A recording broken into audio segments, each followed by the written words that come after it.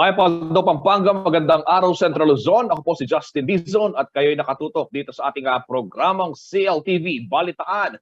Alas 10:02 na ho ng umaga, October 18, araw ho ng Martes. Kawalan ka riyon, nasaan ka man kayan, ano man ang iyong ginagawa, naway nasa mabuting kang kalagayan at manatili ho tayong ligtas, dahil yan ang pinaka-importante, malusog at ligtas tayong lahat. Alam naman ho natin, papalapit na yung holiday season, yung Kapaskuhan, o yung Undas muna, syempre sa Nobyembre yan. At yung mga balita ho namin ihatid sa inyo, yung makatutulong para mas maging maginhawa, payapa at ligtas ang ating mga holidays, yung holiday season natin. Ito, simulan na ho natin ang mainit na balitaan. Narito po malalaking balitang nakalap ng CLTV News Team ngayong araw. Ito, kapulisan. Inalerto ang publiko ukol sa pag-atake ng mga kawatan ngayong holiday season.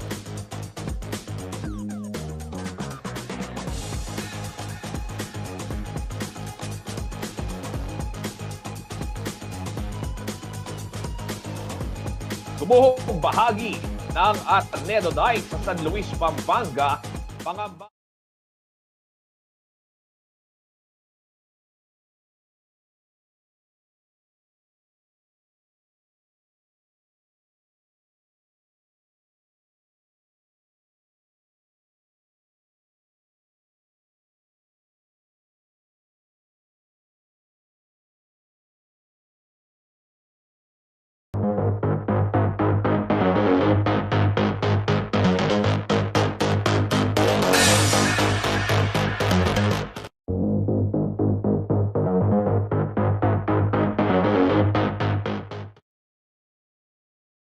Mapaldo, Pampanga, magandang araw Central Luzon. Ako po si Justin Dizon at kayo'y nakatutok dito sa ating programang CLTV Balitaan.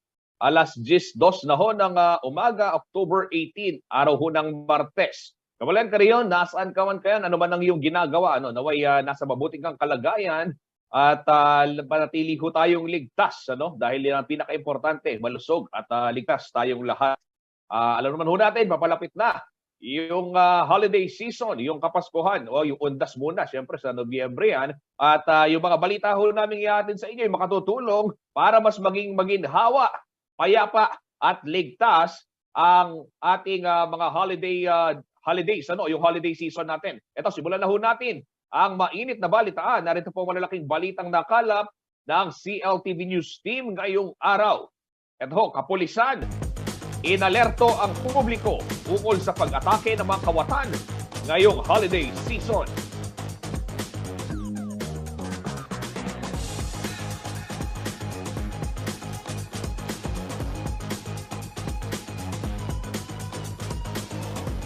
Sumuhong bahagi ng Ateneo Dike sa San Luis, Pampanga, pangamba ang dulot sa mga motorista at residente.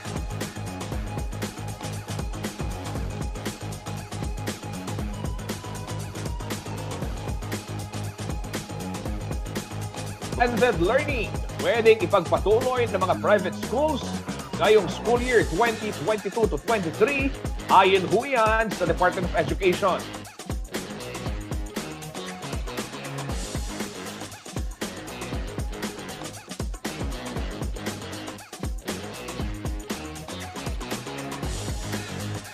Ito naman, sirang traffic light sa Jasa Santa Rita, Guagua Road intersection. Isang taon na hong inirereklamo ng mga motorista.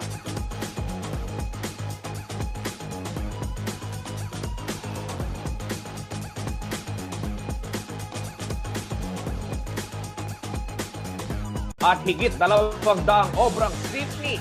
Tampok sa kauna-unahang Central Luzon Art Fair na matatagpuan ho yan sa Tarlac City.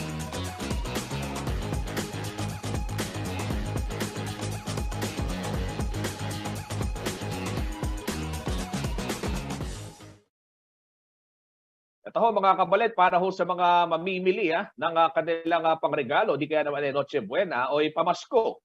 Ito ho, nagbabala ho ang Pampanga Provincial Police Office sa atin hong mga kabalen na maging alerto at alisto upang hindi mabiktima ng mga kawatan ngayong pong holiday season. Sa mga ganitong panahon daw kasi umaatake yung mga masasamang loob, lalong-lalo na ho sa mga matataong lugar, kagaya hulong palengke at mga shopping malls. Ayon ho sa mga otoridad, kadalas ay hindi solo flight, bagkus may mga kasama ang mga snatcher ngayon upang lituhin ang kanilang mga biktima. Payo ho ng mga pulis, humingi agad ng saklolo kung may makitang kahina-hinala, pero huwag daw isakripisyo ang buhay at kaligtasan para lamang sa mga ari-arian. Sa ipinagkaloob datos ng Pampanga PPO, nasa higit 5,400 ang crime incidents sa Pampanga mula ho yan January hanggang September ngayong taong kasalukuyan. Bumaba ito noong kumpara ho sa nakalipas na taong 2021, kung nakulang ho sa 8,000 insidente ng krimen ang naita. 8 kaso naman ho ng crime against property, gaya ho ng pagnanakaw, ang naiulat simula ho ng pagpasok nitong buwan ng Setyembre. Pakinggan ho natin ang tinig ni Police Lieutenant Colonel Michael John Riego, ang hepe po ng operasyon ng Pampanga PPO. Observant po kayo. Tingnan niyo po inyong kapaligiran at marami pong mga magkakasama yan. Lilituhin po kayo niyan at yung ibang kasama nila ay talagang sasalsihan po kayo. Sabi ko nga po kung kayo ay natatakot, ay sundan nyo lang po muna. Kung sisigaw naman po kayo, ay siguraduhin nyo po na yung pagsigaw ninyo ay malapit kayo doon sa security guard o makaka-react po kagad yung security guard just in case na meron pong nakalusot yung kutsilyo nila o yung kanilang deadly weapons sa mga security guards. Kasi usually po, kung sa kalsada naman, wala naman po nag-check yan. Sa ating mga mall naman po ay talagang pinapaigting din ng ating mga kasamang security officer ng mall yung kanilang pag-check upang sa ganun po ay maproteksyonan po nila yung kanilang mga customer na pumapasok po sa kanilang mall. So,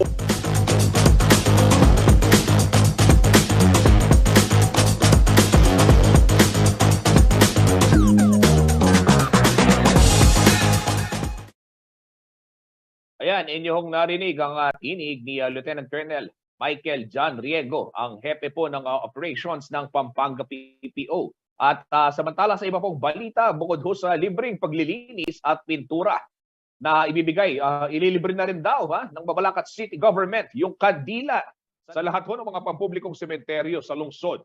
Ito po ang inabiso ni Ginoong J. Pelayo IV, ang City Information Officer sa CLTV News Team. Kasabay ho ng reactivation ho nila ng Task Force Ligtas Undas. Bunsod na rin ho ng maagang paglilinis ng mga puntod na pinangungunahan ho ng city government na iwasan umano ang problema kaugnay ng pagpapapasok o pagpasok po ng mga ipinagbabawal na bagay gaya ho ng mga pointed objects at mga flammable materials.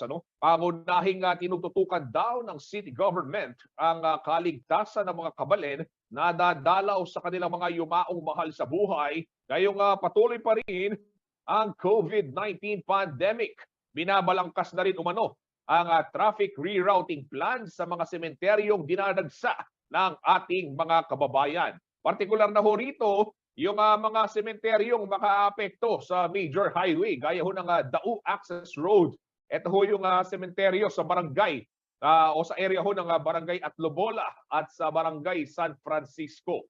Ito hong Undas 2022 ang unang pagkakataon na hindi ho malilimita yung mga kabalen nating Mabalakenyo sa pagtungo sa mga sementeryo. Ngunit pag-aaralan pa rin daw ng city government ang pagbabalangkas ng isang executive order upang hikayatin itong mga minor de edad at mga persons with comorbidities nating kababayan na wag na lang makipagsabayan ho sa pagdagsa ng mga tao sa sementeryo ngayong Undas. Pakinggan ho natin ang tinig ni Kuyang J. Pelayo, ang City Information Officer ng Mabalacat City.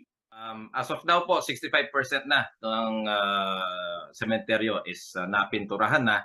At maliban po dito sa libreng papintura ng Mabalacat City Government, meron pa hong libreng pakandila si Mayor Chris Garbo per puntod po yan sa ating mga public cemeteries. Kaya yun po ang aasahan ng ating mga kabalen sa darating na Undas. Aside dun sa the usual every year na malinis, pinturado yung mga puntod, meron pa tayong Pakandila. Po, pinapaalala po natin ng Mabalacat City Government sa darating na Biyernes po ay maglalabas ng executive order si Mayor Chris Garbo, kaugnay pa rin dito sa mga activities ng UNDAS 2022. Abangan lang po natin dun sa official Facebook page, at dito rin po sa inyo ibabalita rin po natin sa inyo pamamagitan po ninyo, at paalala rin po na yung pagsuot pa rin ng face mask at yung proper health protocol sunduin po natin, no? At pinagbabawal pa rin po yung the same, no, yung liquor, yung mga weapons, at saka yung pagsusugal.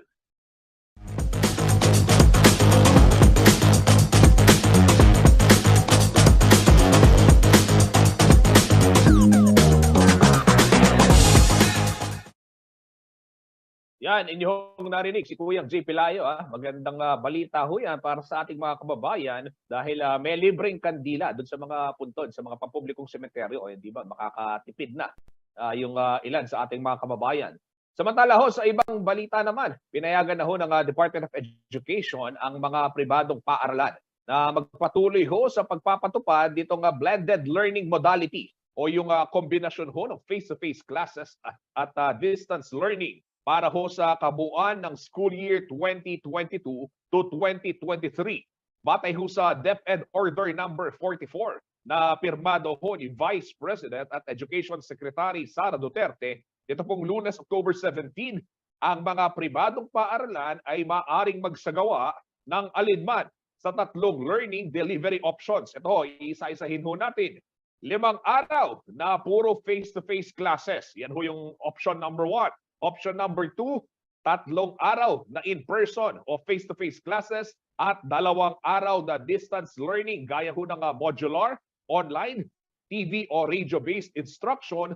At yung option number 3, 4 na araw na in-person o face-to-face classes at 1 araw ho na distance learning. Epektibo ho ang kautusan sa pagsisimula ng klase ngayong November 2. Samantala, sakop ho ng bagong kautusan din ang mga pribadong paaralan lamang, habang ang mga public schools obligado na ho silang bumalik sa full implementation ng in-person o yung face-to-face classes simula ho 2 ng Nobyembre.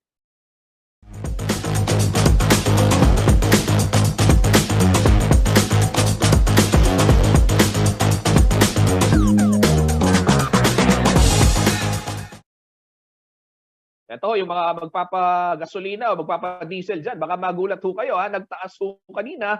At itong sirang traffic light naman sa Jasa Santa Rita, Guagua Road, 1 taon na hong rinereklamo ng ating mga kabalen. Yan at marami bang iba sa pagbabalik ng CLTV Balitaan.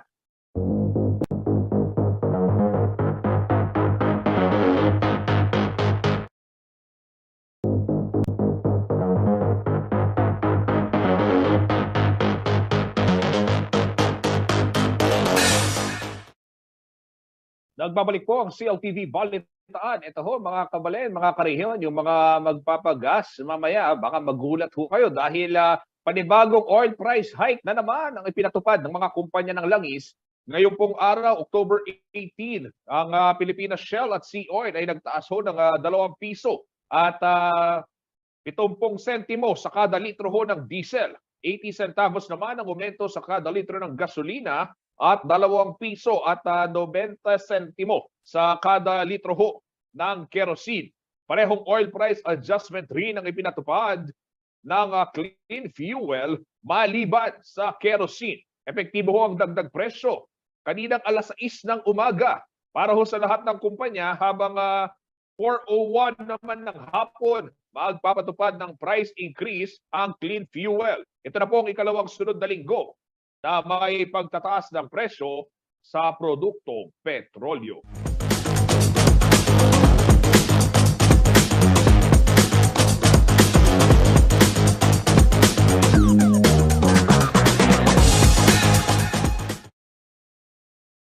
Sa ibang balita, 1 taon na hong inirereklamo ng mga motorista at pedestrian ang sirang traffic light sa intersection ng Jose Abad Santos Avenue at Santa Rita, Guagua Road sa bayan ho yan ng Guagua, Pampanga. Pero ang problema, mukhang matagal pa ho ang kanilang magiging paghihintay dahil napag-alaman ho ng ating news team na hindi na pwedeng i-repair ang silang traffic light at kailangan na itong palitan ng bago. May exclusive report si JM De Jesus.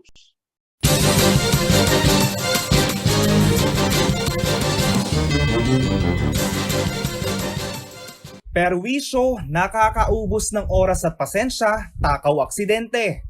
Ilan lamang ito sa mga katagang aming narinig mula sa ilang mga motorista nagdaraan sa intersection ng Jose Abad Santos Avenue at Santa Rita Guagua Road sa bayan ng Guagua, Pampanga.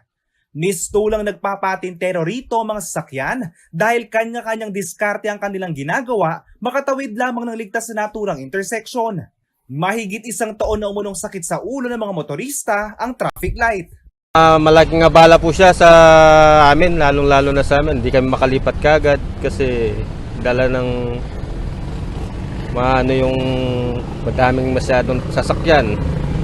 Saka isa pa, wala na sa yung mga tao. Nahihirapan yung pagtawid ng mga tao pag tumatawid sila. Hindi po ganun ka-convenient para po sa mga estudyante na papasok sa kanilang mga eskwelahan kasi po may instances na malilate po sila or pwede po magkaroon ng accident sa ibang mga may sariling sasakyan po, like mga motorcycle po ganun. Nasa ilalim ng mandato ng Department of Public Works and Highways o DPWH ang naturang traffic light.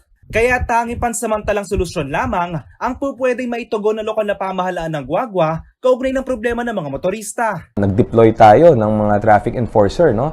Tapos in-extend natin yung oras ng mga traffic enforcer kasi before yung mga lean hours, yung mga 12 to 3 or 12 to 4, very lean hours yan. Wala naman normally nagkaka-traffic, no? Pero we've noticed na pati dun sa mga lean hours na yon, yung traffic build-up nagkakaroon pa rin. So what we did is yung buong from 6 hanggang 6 p.m. no, nag-deploy na tayo ng mga traffic enforcer natin. Katunayan, 2 traffic enforcer na umuno nahagip ng mga nagdaraang sasakyan sa nasabing intersection ayon kay Mayor Torres. Kaya pakiusap niya sa mga motorista na pairali ng disiplina at habaan ng pasensya upang maiwasan ang aksidente. Nagpadala na ang munisipyo ng mga liham sa DPWH para sa agarang pagsasaayos ng traffic light. Pero sana, again, hinihingi ko yung kooperasyon ng bawat motorista, no? Para ho lahat tayo mapadali po yung problema natin dito. Sana tulong-tulong po tayo sa pagiging disiplinado, sa pagsunod po sa mga batas trapiko dito po sa intersection na to. Binisita ng CLTV News si Engineer Gregorio Audea Jr., ang District Engineer ng Pampanga 2nd District Engineering Office ng DPWH, ngunit ito ay tumangging humarap sa kamera. Nagbigay naman ito ng pahayag at sinabing hindi na kayang i-repair naturang traffic light at kailangan ng mapalitan. Inihahanda na raw ang budget upang mapalitan ang mga traffic light na kukunin umano sa National Budget o General Appropriations Act para sa fiscal year 2023. Aabot umano sa 200 million pesos ang hihinging budget para sa pagpapasaayos maging ng ibang mga sirang traffic light sa rehiyon. Samantala, patuloy namang nananawagan ng mga motorista at pedestriana na sana'y ayusin ang traffic light upang mabawasan ang kanilang iniisip sa tuwing sila ay dadaan sa intersection. Sana ayusin yung stoplight. Para hindi mahirapan yung mga sasakyan na dumadaan. Sana po magawa na po yung stoplight natin para iwas disgrasya. JM De Jesus, CLTV News.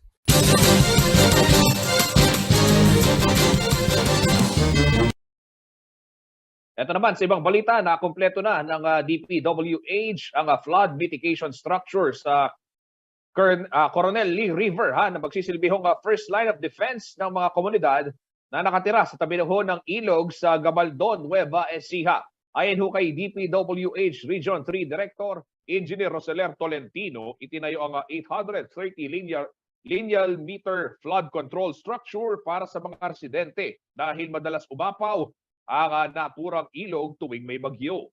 Magkakaroon din umano ng mabuting epekto sa mga lupang pang-agrikultura at residential community dahil mababawasan na ang flooding incidents. Ang nasabing proyekto ho ay nagkakahalaga ng 81.4 million pesos at pinondohan sa ilalim ng GAA o yung General Appropriations Act of 2002.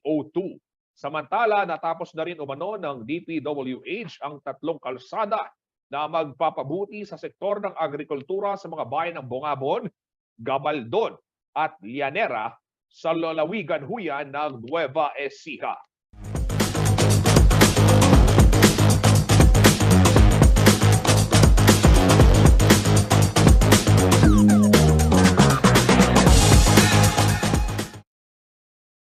Sa pagbabalik ho ng CLTV Balitaan, mga puneraryang di umano'y walang morgue, nais pong paimbestigahan ng Pampanga Funeral Owners Association at mahigit 200 obrang sining tampok ho sa kauna-unahang Central Luzon Art Fair. Yan at marami pang iba sa aming pagbabalik.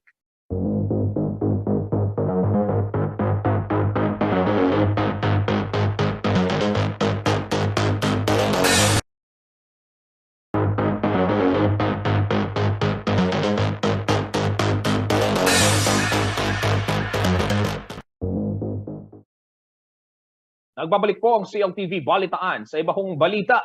Nais pa imbestigahan ngayon ng Pampanga Funeral Owners Association sa mga lokal na pamahalaan yung mga puneraryang di umano'y walang sariling morgue. Marami raw kasi yung mga ito ang matatagpuan sa bayan ho ng Santo Tomas na kilala bilang casket capital ng bansa. Amo naman ho ni Mayor John Sambo, pangalanan ang mga sinasabing punerarya upang makagawa ang munisipyo ng legal na aksyon. May exclusive report si Paulo G. Santos.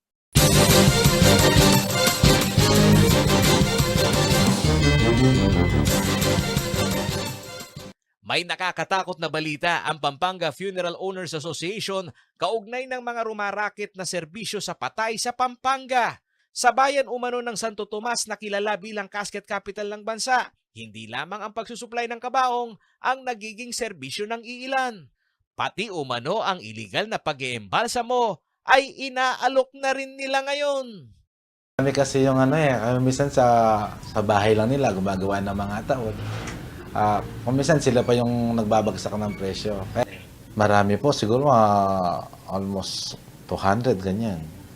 Lisensyadong embalmer si Manny Nagit at aminado siyang hindi ganun karami sa Pampanga ang sumasailalim sa proper training ng pag-iembalsamo. Pero dahil malaki raw ang kita sa pag-iembalsamo, marami raw dito ang nagkaka-interes. Yung mga kasi ako yung ako yung may license, no. Pero yung rate ng embalmer from 1,500 to 2,500 per patay. Labor lang po 'yon. Sa amin yung gamot, pati makeup sa amin po. Apila ng PFA sa mga lokal na pamahalaan maging mahigpit sa sanitation program ng mga funeral parlor, partikular na sa mga walang lisensya o colorum. Nakakabahala rin umano na may insidente na pati ang hazardous materials o wastewater ng patay ay hindi sumasailalim sa treatment facility o filtration, alinsunod sa septage management na aprobado naman ng DNR-EMB. Kailangan po sumunod po tayo dun sa requirements ng pagkakaroon ng morgue. Ang unang-una po dyan, yung septic tank. Kailangan po may tatlong o tinatawag na filter na dadaan siya sa tatlong filter para maging tubig na lang siya. Which is, ang septic tank na kailangan na nakaseparate is 8 to 10 feet po. Apila naman ng grupo na magkaroon ng ordinansa ang probinsya sa pag-regulate ng lehitimong punerarya. Ito'y upang maprotektahan ang kanilang industriya at gayon na rin ng problema sa sanidad. So, meron tayong mga restriction regarding sa pagtayo ng punerarya sa atin, dito sa ating province. Ano yung mga requirements na yon? Kailangan may ambulance siya, may licensed embalmer siya or certification. Meron siyang karo, meron siyang mga casket, meron siyang showroom. At the same time, merong certain requirements na 200 meters away sa existing na punerarya. At bawal na rin dun sa mga baryo-baryo o resettlement na magtayo ng funeral para sa mga safety rin ng mga kababayan natin, mga Kapampangan. Samantala, hamon naman ni Santo Tomas Mayor John Sambo sa asosasyon, pangalanan ng mga kolorum na punerarya upang makagawa ng legal na hakbang ang munisipyo. Ba't di sila magsabi ng diretsahan kung sino yung kolorum? Yung sa kanila ako sa So, di ba? Siyempre, poprotektahan ko rin yung mga negosyante ko. sa bayan po. Paolo G. Santos, CLTV News.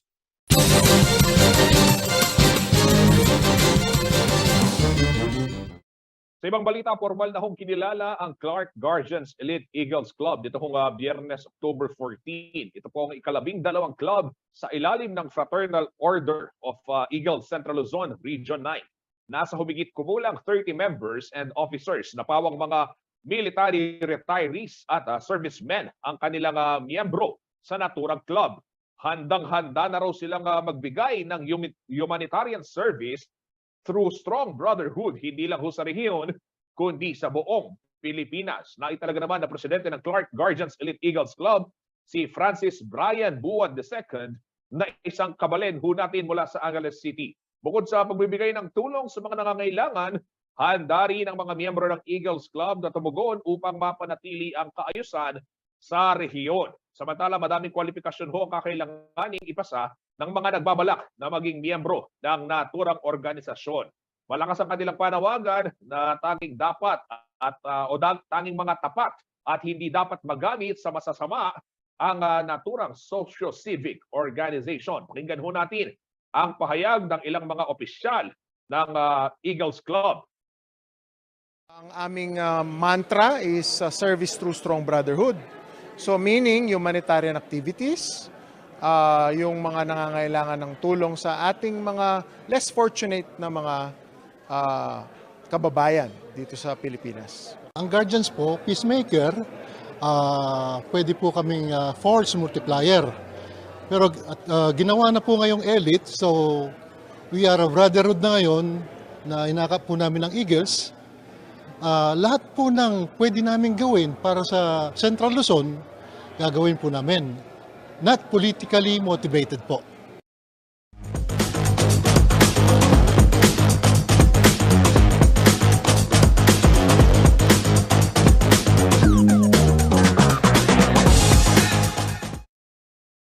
Yan, pagbati ho at congratulations diyan sa mga miyembro ho ng Guardians Eagles Club ng Clark. At ito naman, sa ibang balita, dahil papalapit na ho yung Kapaskuhan, sigurado marami na ho sa atin ang mamimili ng dekorasyon para sa kanilang mga tahanan.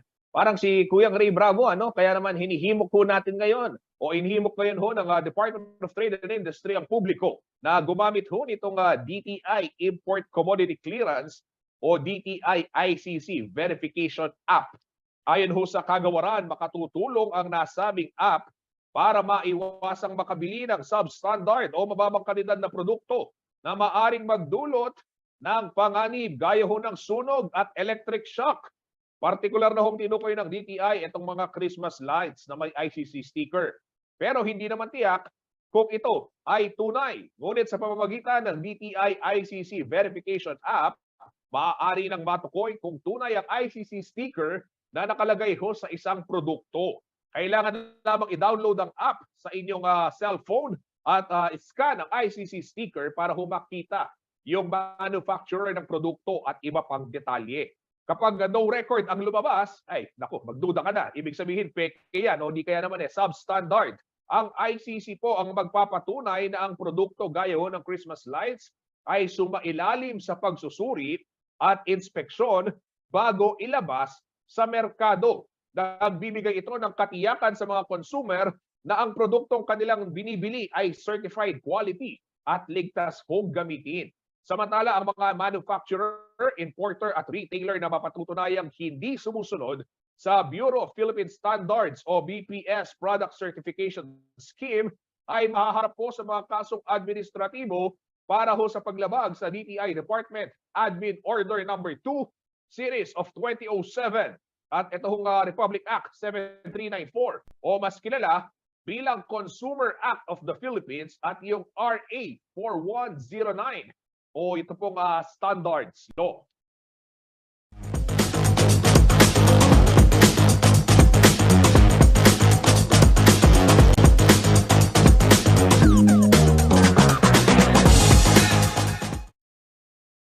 Sa ibang balita, higit 200 obrang sining ho ang tampok ngayon sa kauna-unahang Central Luzon Art Fair na matatagpuan po sa lungsod ng Tarlac. Silipin ho natin ang makulay na exhibit sa ulat na ito.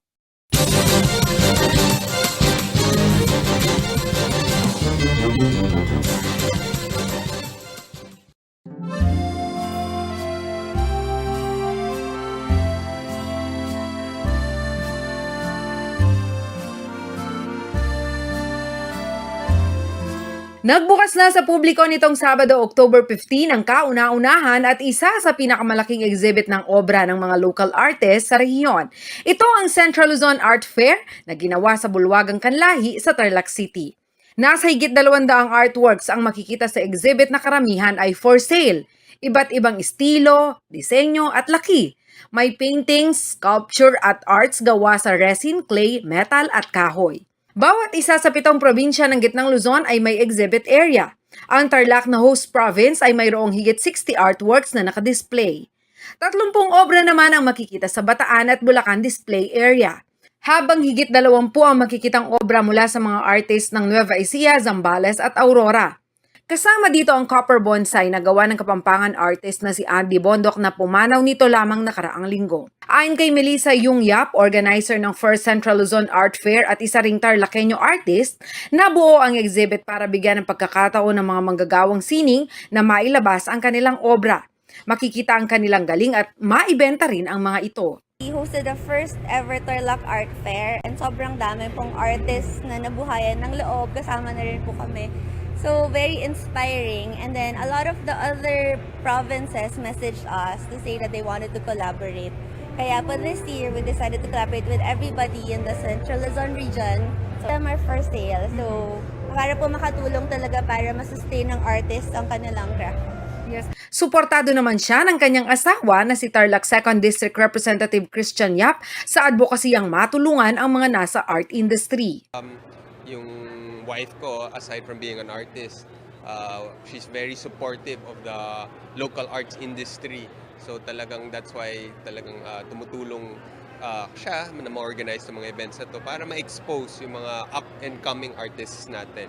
So nung pandemic nga, nakilala siya dahil she helped develop the art boxes, these cutting ko art boxes na nag-trending dahil para may extra kita yung mga artist nung pandemic. Dumalo rin sa aktibidad si Senator Francis Tolentino na nagsilbing bisitang pandangal sa unang araw ng art fair sa rehiyon. This initiative should be continued.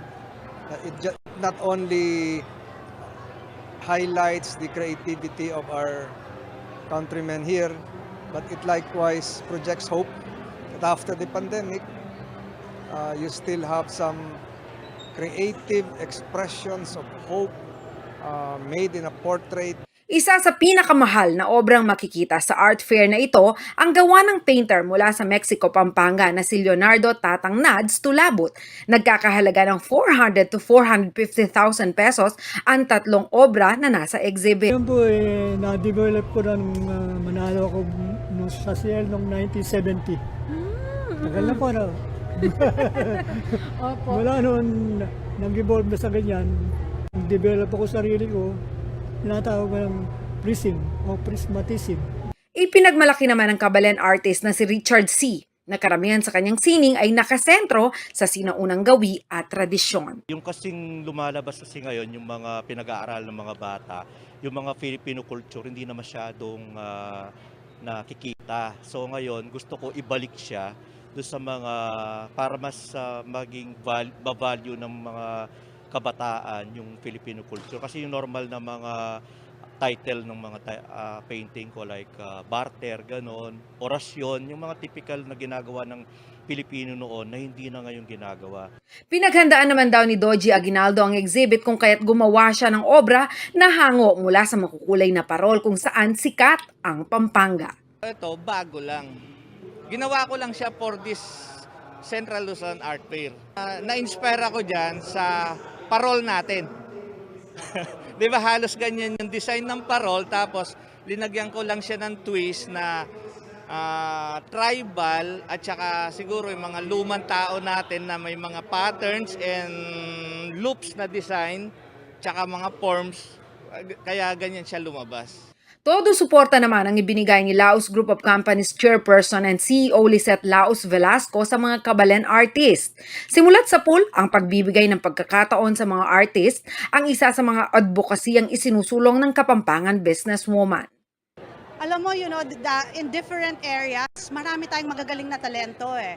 Kaya lang kasi they just need to be recognized and they need to be featured. So nag-umpisa tayo last year, di ba? Doon sa Heart of Central Luzon natin, where we had artists in the different dealerships. This time, nabigyan ako ng pagkakataon dahil kaibigan ko si Melissa Yungyap dito sa Tarlac, no, na daughter-in-law ni Governor Yap. So, nag-usap kami, sabi namin, so gumawa tayo for the province. So, siya yung nag-initiate nito for Tarlac, hosting this year, representing seven provinces of Pampanga, and Central Luzon, I mean, and we're one of them. So, next year, yun yung wino-workout namin, na Pampanga naman ang mag-host. Ipinagmalaki naman ni Tarlac Governor Susan Yap ang taunang pag-oorganisa ng ganitong art exhibit sa kanilang lalawigan. Sila rin ang napili ng National Commission for Culture and the Arts na maging host province para sa pagdiriwang ng Museum and Art Galleries Month ngayong taon. Isn't it so exciting to bring all the talents of our young ones and not so young ones together and creating a unity among the 7 provinces in Central Luzon? So as you see, the smiles and yung pride ng mga artists, no, nakakatuwa. Kami lang ang nag-spark, but we want that the other provinces host the same event every year. Bilang presidente ng mga mambabatas ng Central Luzon Bloc ay nagpakita naman ng suporta si 4th District Congresswoman Ana York Bondok Sagum sa nasabing aktibidad. Definitely we have to support artists, the creative professions, culture, and iba't iba po. Kapampangans are very talented. Art feeds the soul eh. Kaya talagang ito panlaban din ho natin sa mental health problems. Kasi we can express ourselves, our problems and our feelings, and our emotions through art. Samantala, bukas ang Central Luzon Art Fair mula October 15 hanggang 23. So hope we can visit po. Open po siya every day except Monday and Tuesday from 11 a.m. to 6 p.m. Jana Lumbang Parungaw, CLTV News.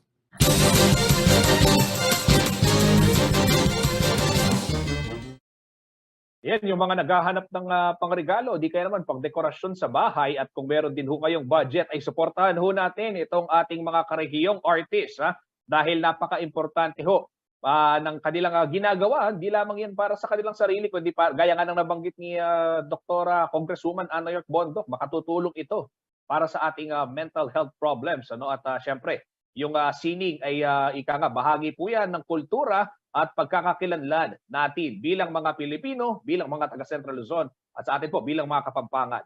Marami pang mainit na balita sa pagbabalik ng CLTV Balitaan.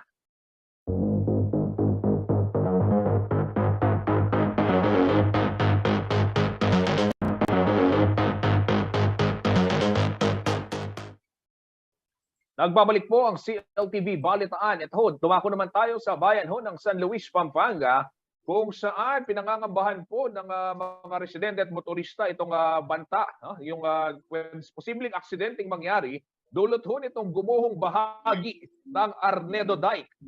Para ho sa karagdagang update na pinuntahan ho ng ating kasamang si JM De Jesus at ni Kuya Art Consuelo yan kanina lamang. JM, ano ba yung sitwasyong inyong inabutan dyan sa bahagi ng Arnedo Dike sa bayan ng San Luis, Pampanga? Yes, kasamang Justin, kaninang alas 8 ng umaga ay bumisita tayo mismo dun sa location na kung saan inireklamo nga dahil malaki yung pangamba ng mga residente na baka gumuho na nung tuluyan yung bahagi ng Arnedo Dike na kilala din bilang Santo Tomas Santa Rita Barangay Road. Dahil ito ay nasa dulo ng Santo Tomas at kasunod itong barangay yung Santa Rita. Kaya naman sinilubong tayo kanina ng mga residente at makikita sa mga mukha nila yung pangamba dahil wala umunong tumitingin at wala silang nakukuhang tulong dahil sobrang delikado dahil gumuho na yung kalahating bahagi ng daan at yung bandang baba ng daan ay nakain na yung tambak sa ilalim kaya naman sobrang delikado at makikita natin na wala din harang. Actually yung mismong daan kaya naman open yung daan at yung kabila ay parang kumbaga parang bangin na kasamang Justin at yung kabila naman ay yung mga kabahayan at kwento naman ng mga residente doon ay isang beses umano ay may nalaglag ng tricycle at dumaretso o tumama o na apektuhan yung bintana ng isang bahay doon. JM, itong infrastrukturang ito, nasa gilid ito ng Pampanga River, tama ba? Yes, kasamang Justin, ito ay nasa gilid ng Pampanga River. Kaya naman talagang kapag mataas yung tubig o kaya naman malakas yung ulan, tumataas din yung tubig at talagang naapektuhan din yung ibabang parte ng Arnedo Dike na yun. Kaya naman yun yung nagiging dahilan din minsan ayon sa mga residente at kay engineer ng municipal engineer ng San Luis, kapag naapektuhan daw ng tubig iyon, talaga lumalambot yung ilalim na parte at yun yung nagiging dahilan ng pagguho ng mismong daan na yon, Justin.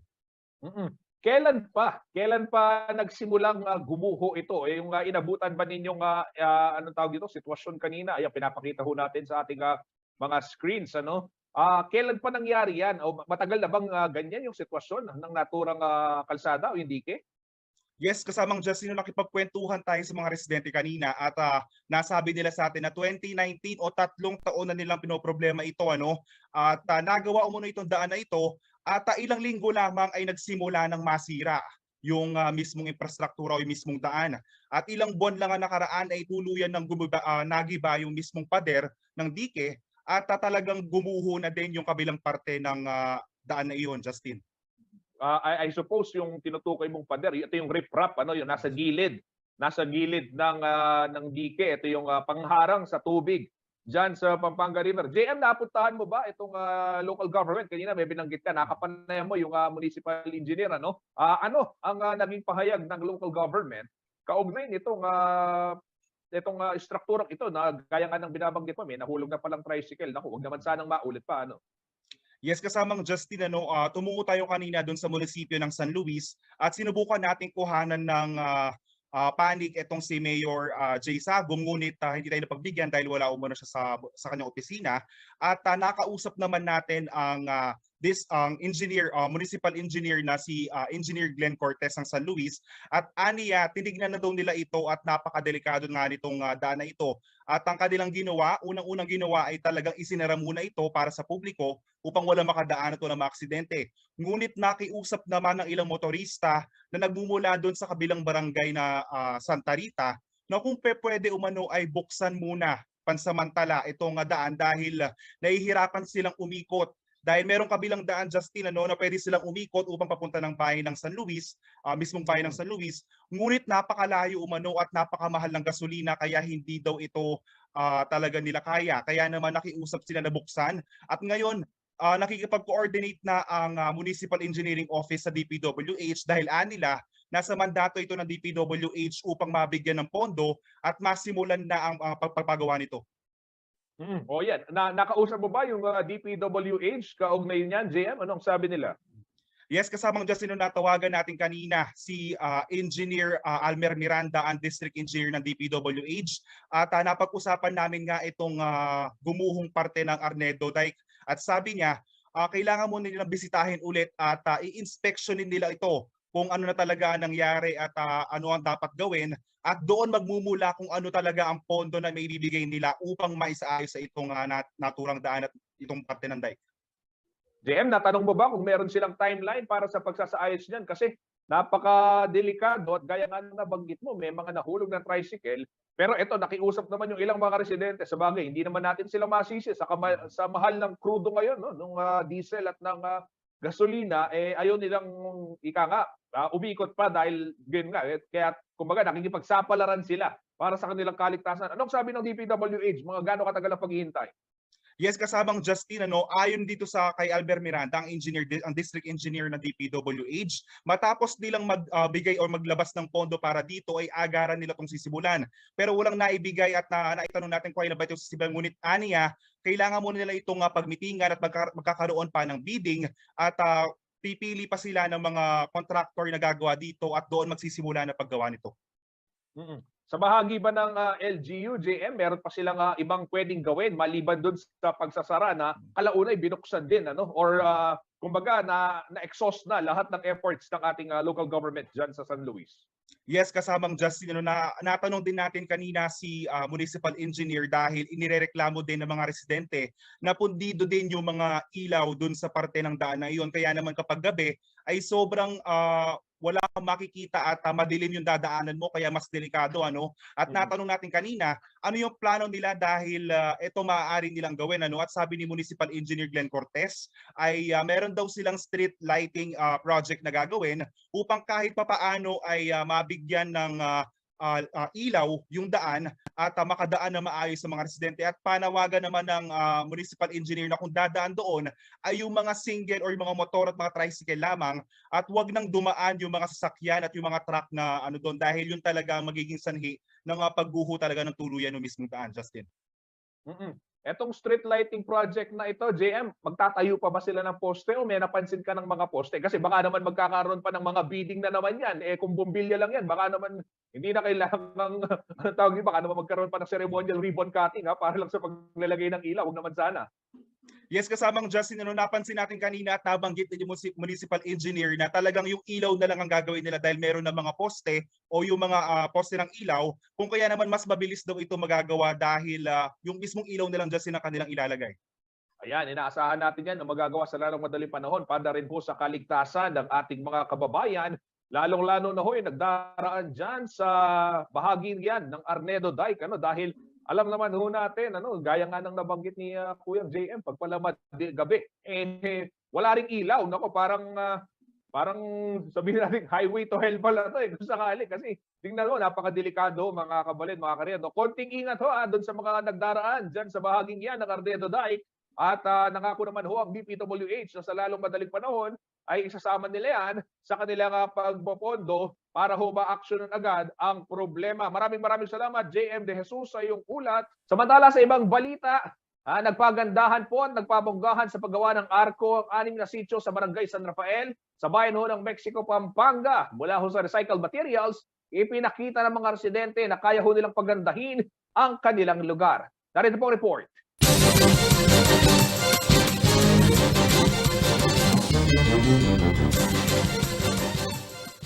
Makulay, maliwanag, at tunay na magarbo. Yan ang makikitang tanawin pagpasok ng Barangay San Rafael sa bayan ng Mexico, Pampanga. Gawa ito ng mga residente na hindi nagpatalbog sa pagandahan ng arko ng kanilang sitio. Bagamat 3,000 piso lamang ang budget galing sa barangay, nang dahil sa bayanihan, ito na ang resulta, naggagandahang arko mula sa recycled materials. May 6 na sitio ang Barangay San Rafael, lahango sa pangalan ng mga bulaklak. Ang Sitio Rose, Sitio Anthurium, Sitio Aster, Sitio Everlasting, Sitio Millili, at Sitio Mil Flores. Lahat nag-suggest sila kung ano yung magandang gagawin. Lahat, yung mga nila, ganyan. Yung isa nag-suggest ng ganyan. Pinagsama-sama namin ng mga suggestions nila. Kaya nabuo namin ganito. Minsan nakakarating kami ng 1 o'clock ng madaling araw pag gagawa ng mga Christmas light. Yan yung mga, kasi mayroon 40% na recycling, tapos 40% creativity, 20% ang original. Kwento ni Kapitan Ricky Pangilinan, 2 taon naman nung hindi nagsagawa ng malakihang pagdiriwang ng fiesta sa barangay dahil sa pandemya. Kaya ngayon na pinapayagan na ang mga okasyon ay ginawang magarbo ng barangay ang pagsalubong sa Feast of St. Raphael sa October 24 at gayon din para sa Pasko at Bagong Taon.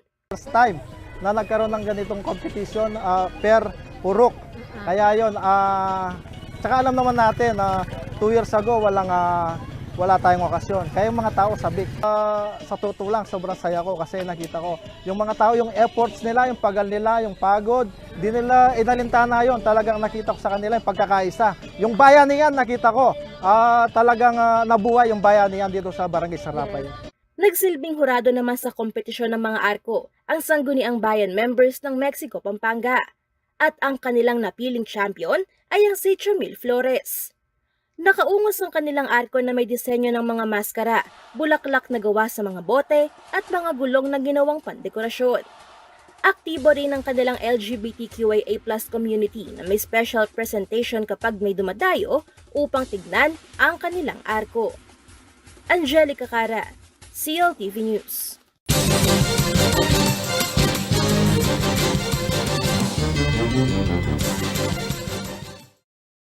At yan ang mga balitang nakalap ng CLTV Balitaan. Para sa karagdagang detalye, i-follow at i-like po ang aming mga social media pages na makikita sa ating mga mobile at TV screens. Kasama po ang buong puwersa ng CLTV News and Current Affairs.